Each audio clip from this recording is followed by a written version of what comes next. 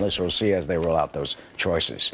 Well, also some new details now about the phone call between President-elect Trump and Russian President Vladimir Putin. Both men agreeing that relations between the two countries are, they say, unsatisfactory, and they vow to improve them. President Putin saying this, quote, "As I've repeatedly said, that it's our fault that Russian-American relations are in that poor state. But Russia is ready and wants to restore the full-fledged relations with the United States." Well, Mr. Trump's transition team said, quote, President-elect Trump noted to President Putin that he is very much looking forward to having a strong and enduring relationship with Russia and the people of Russia. So what does all this mean? Keita McFarland joins us. She's a Fox News national security analyst, former Deputy Assistant Secretary of Defense in the Reagan administration, and is also on President-elect Trump's National Security Advisory Committee. KT, good to see you. So long title. We'll get to that in a minute. So they have this a telephone conversation, right, and then just a couple of hours later, apparently, Russia launches what they call a major air assault and bombing of Aleppo. Some are worrying that Mr. Trump's election may give Mr. Putin a green light. Basically, he'll be unrestrained. What do you think? You know, first of all, the conversations like this, phone calls, congratulatory phone calls, happen all the time. We do it when other countries elect new leaders, so that's normal.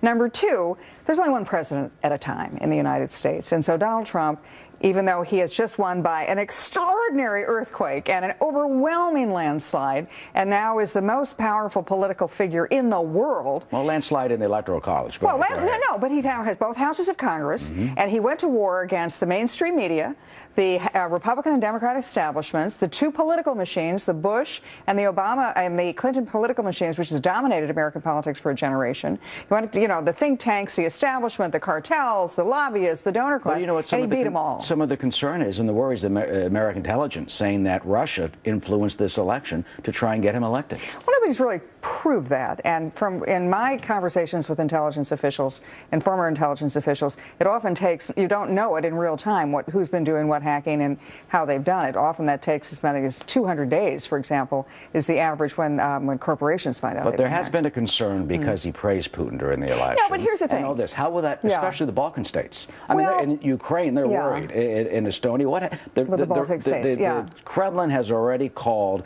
on President-elect Trump to withdraw the NATO troops from the border. Well, President-elect Trump doesn't make any decisions on that until he's President Trump, for number one. Number two, I thought that the press release that came out as a result of their phone conversation yesterday was it told a lot of things. And the translation is, when President Putin said, "We look forward to a period of mutual respect," etc. Mutual respect. Now, that's been absent from the U.S.-Russian relationship for the last 8 years. President Obama's his modus operandi is he says he insults Putin in public, humiliates him, talks about it being the wrong side of history and a declining regional power, where in private they gave him all the concessions. Now, Trump has said pretty clearly he offers respect to Putin.